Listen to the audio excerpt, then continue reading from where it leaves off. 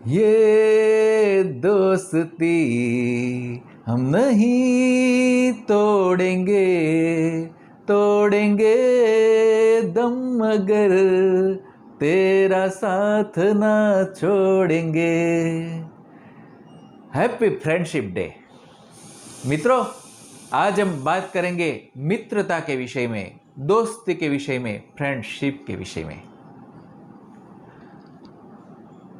आज ही एक युवान ने मुझे पूछा कि भारतीय संस्कृति में मित्रता के बारे में क्या कहा है, उसके आदर्श क्या है, उसके नियम क्या है, कैसे हम पहचाने, किन से मित्रता करें, मित्रता कैसी होनी चाहिए, तो इसके बारे में क्या कहा है। तो मैंने उसे 5-6 उदाहरण के द्वारा समझाया और उसे बहुत अच्छा लगा। तो उसने कहा कि आप हमारे YouTube के दर्शकों को भी ये बात बताइए ना। तो उनको जो मैंने विस्तार से समझाया वो बात संक्षिप्त में आपको मैं बता रहा हूं। भारतीय संस्कृति में मित्रता को बहुत ही महत्व दिया गया है और इसीलिए परमात्मा का एक नाम भी मित्र है। सूर्य नमस्कार हम करते हैं तो उसमें सूर्य नमस्कार के जो 12 आसन है उसमें 12 मंत्र है। तो उसमें पहला ये ओम मित्राय नमः, वहां से ही शुरुआत है। मैत्री भाव को बहुत उपयोगी माना है भारतीय संस्कृति ने। स्वयं के विकास में और समाज के विकास में, दोनों में मित्रता बहुत ही उपयोगी है। मित्रता का बहुत ही महत्व है। हमारे प्राचीन साहित्य में भी मित्रता के कई अच्छे आदर्श उदाहरण हैं। उनमें से कुछ आपको बताता हूं। कृपया अंत तक वीडियो जरूर देखिएगा क्योंकि कुछ बातें ऐसी होगी जो आप शायद नहीं भी जानते होंगे।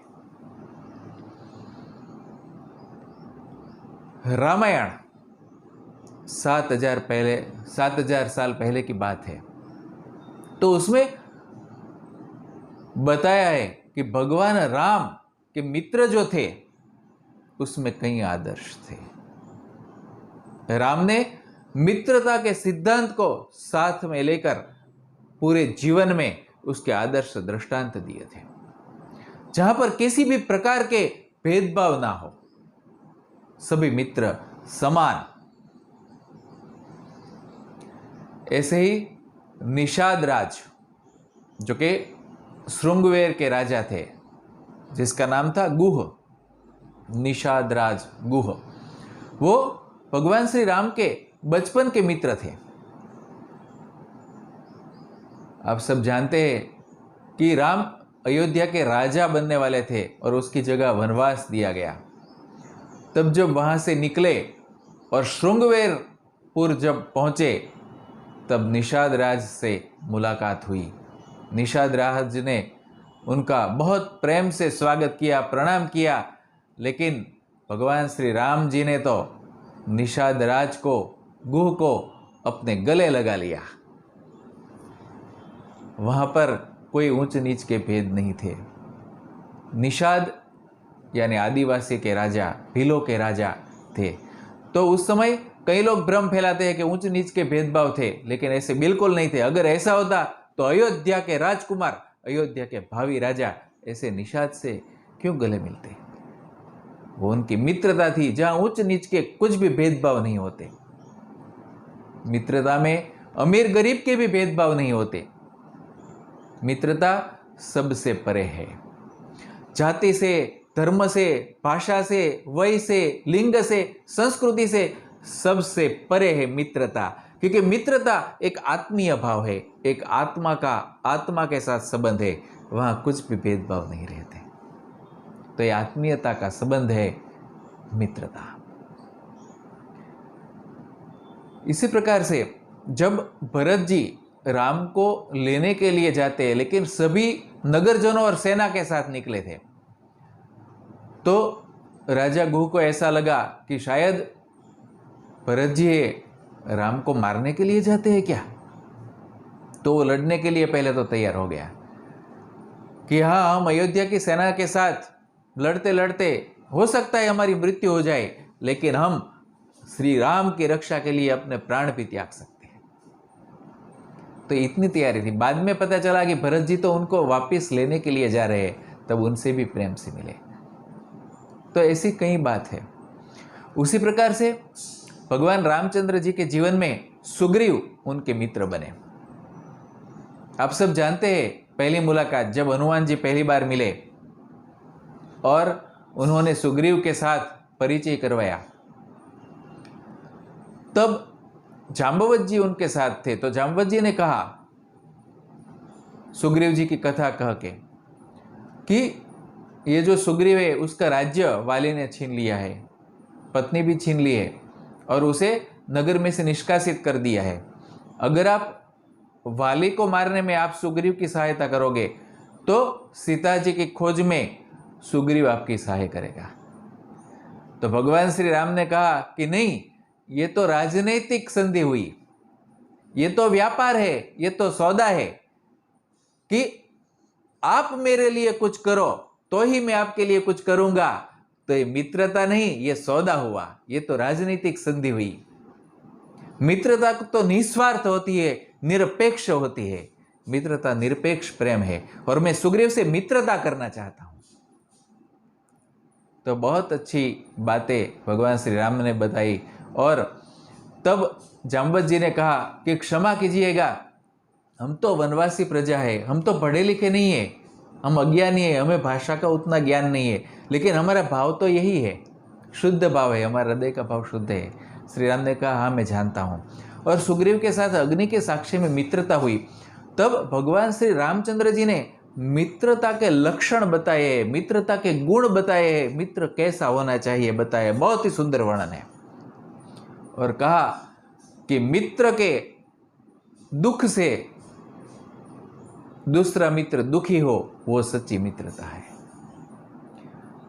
जो व्यक्ति अपने बड़े दुख को, पहाड़ जैसे दुख को रज के समान जानता है, लेकिन अपने मित्र का छोटा सा दुख हो, रज समान दुख हो, उसे मेरू पर्वत के समान मानता है और उसको मदद करने के लिए प्रति क्षण तैयार रहता है, वो मित्र है। अगर ऐसी समझ नहीं है तो उसकी मित्रता का कोई अर्थ ही नहीं है। इसी प्रकार से मित्र वो है जो सन्मार्ग पर चलाए, मित्र वो है जो दुर्मार्ग पर जाने से रोके, मित्र वो है जो अधपतन से बचाए और ऊर्ध्वगमन की ओर प्रेरित करे, हमेशा सकारात्मक प्रेरणा दे, प्रोत्साहन दे। मित्र वो है जो उनको सफल बनाने के लिए उसकी सफलता में जो विघ्न है वो पहचाने।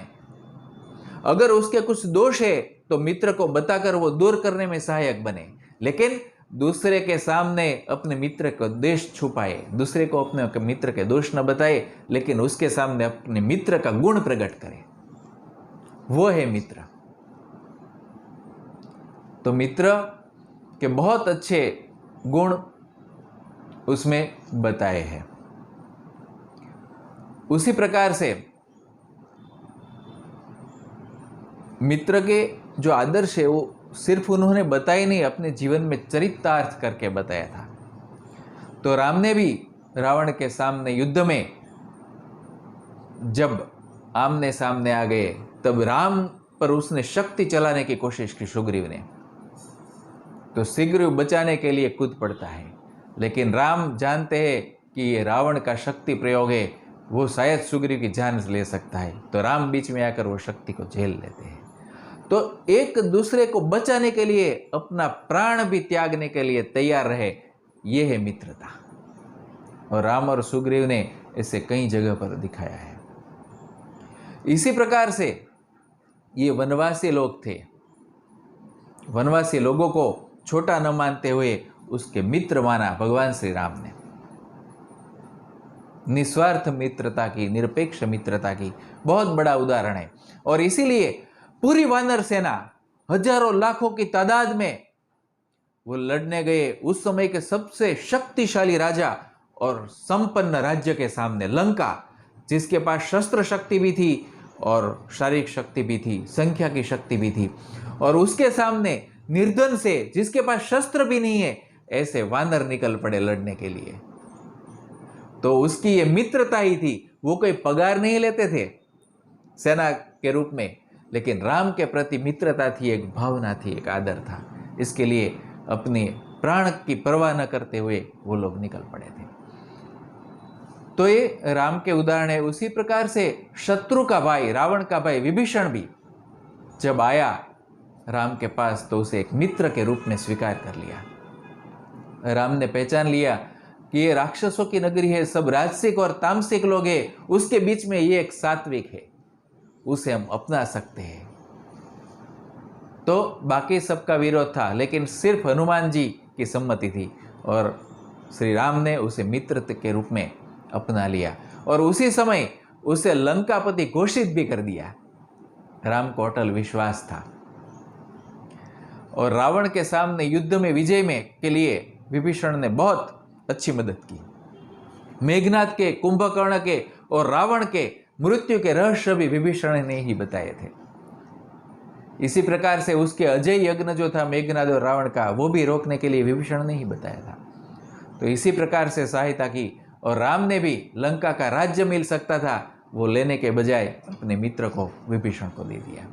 उसी प्रकार से किष्किंधा का राज्य भी मिल सकता था, लेकिन वारे के संहार के बाद सुग्रीव को वह राज्य दे दिया। तो यह है मित्रता, जिसमें कुछ भी लालच नहीं है, कुछ भी अपेक्षा नहीं है, निस्वार्थ। तो भगवान राम के जो प्रसंग है, उसी प्रकार से भगवान श्री कृष्ण के भी कई प्रसंग है। आप सब जानते हैं कि सुदामा सांदीपनी गुरु के आश्रम में साथ में पढ़ते थे, श्री कृष्ण और सुदामा, और तब से मित्रता थी। उसके बाद में काफी समय बाद सुदामा तो पोरबंदर के थे, तो वहां पर एक गरीब ब्राह्मण के रूप में जीवन व्यतीत कर रहे थे और भगवान श्री कृष्ण उसके बाद द्वारकाधीश बन गए थे। इधर सुदामा इतने दरिद्र थे कि अपने संतानों को खाना खिलाने के लिए भी नहीं बचा था।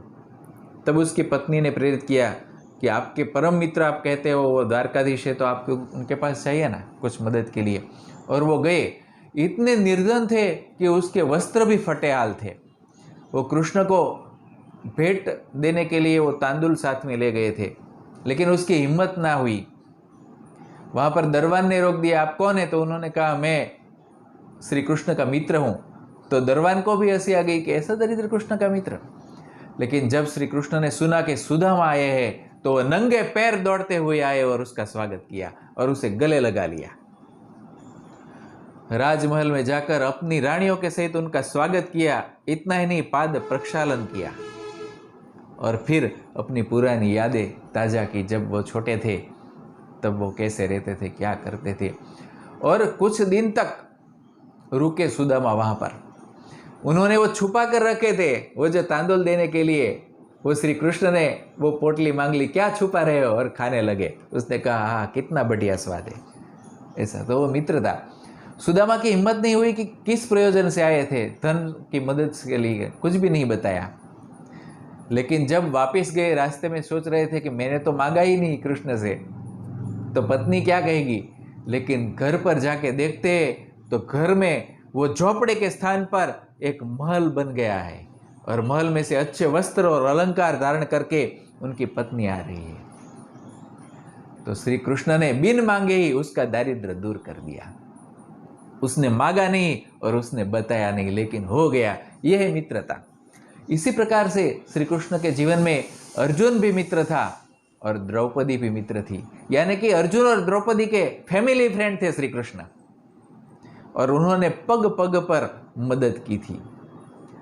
जब दुर्योधन ने दुर्वासा ऋषि को भेजा था शिष्यों सहित भोजन के लिए, उसकी योजना थी कि दुर्वासा श्राप दे दे पांडवों को कि वो उसके भोजन नहीं करवा सके। लेकिन कृष्ण ने आकर उसकी मदद की। द्रौपदी ने याद किया तो, और एक बचा हुआ चावल खाया और चित्त शक्ति से आत्म तृप्ति करवा दी सब ऋषि मुनियों की। तो दुर्वासा वहीं से ही भाग चले गए और खाना खाने ही नहीं आए। उसी प्रकार से जब द्रौपदी का वस्त्रहरण करने का प्रयत्न किया जा रहा था, तब ये पांडव महारथी भी लाचार थे। लेकिन जब द्रौपदी ने कृष्ण को याद किया, उनको पुकारा, तो उसने वो उसको चिर सप्लाई किए उसका चिरहरण नहीं होने दिया। इसी प्रकार से जब महाभारत का युद्ध था तब अर्जुन के सारथी बने और उसके विजय तक उन्हें पहुंचा दिया। तो ये बात है। तो उनके सखा थे, उनमें से वो गुरु हो गए, उनके मित्र नहीं रहे, दोस्त नहीं रहे, लेकिन गुरु हो गए। और उससे आगे जब अर्जुन के मन में शिष्य भाव आ गया और वो बढ़ता गया तो परमात्मा के रूप में प्रकट हो गए। तो मित्रों, यहां एक जानने जैसी बात है कि भारतीय संस्कृति सिर्फ मित्र पर समाप्त नहीं हो जाती, वहां से आगे जाती है कि मित्र में भी परमात्मा की खोज कीजिए। आप भगवान को अपना मित्र बना लीजिए, जैसे सुग्रीव ने बनाया, जैसे निषाद राज ने बनाया, विभीषण ने बनाया भगवान राम को, जैसे सुदामा ने बनाया, द्रौपदी ने बनाया, अर्जुन ने बनाया श्री कृष्ण को। ऐसे आप भगवान से मैत्री कीजिए। वो परम मित्र है, कल्याण मित्र है, आपका कल्याण ही हो सकता है। और कहा कि उस परमात्मा का एक अंश हमारे भीतर है, वो है आत्मा। तो परमात्मा से मित्रता करने के लिए पहले अपने आत्मा से मित्रता करनी है। और वो आत्मा से मित्रता करने के लिए क्या करना है? नियमित ध्यान करना है, भक्ति करनी है, समर्पण करना है। तब जाके हमारे भीतर के परमात्मा से मुलाकात होगी। उनके साथ हर रोज आधा घंटा बैठना है, आधा घंटा ध्यान में निकालना है। और वो आत्मा के साथ, आत्मेश्वर के साथ हमारी मैत्री बढ़ती जाएगी और वो मैत्री विकसित होगी, समग्र सृष्टि पर फैल जाएगी। क्योंकि वही परमात्मा का अंश आत्मा के रूप में सचराचर प्राणी के भीतर विद्यमान है, सभी मनुष्य और सभी प्राणी के भीतर। और वो मैत्री समग्र विश्व के प्रति, विराट के प्रति बहने लगती है। और व्यक्ति नहीं रहता, वो ऋषि बन जाता है, वो भगवत्ता को उपलब्ध हो जाता है, वो परमात्मामय हो जाता है। तो आप सबके भीतर ये विराट के प्रति मैत्री जागृत हो, आप आदर्श मित्र बने, आपको आदर्श मित्र सब मिले, आपके भीतर से मैत्री भाव का जो झरना है वो निरंतर बहता रहे। ऐसी शुभकामना के साथ बहुत बहुत धन्यवाद। नमस्कार।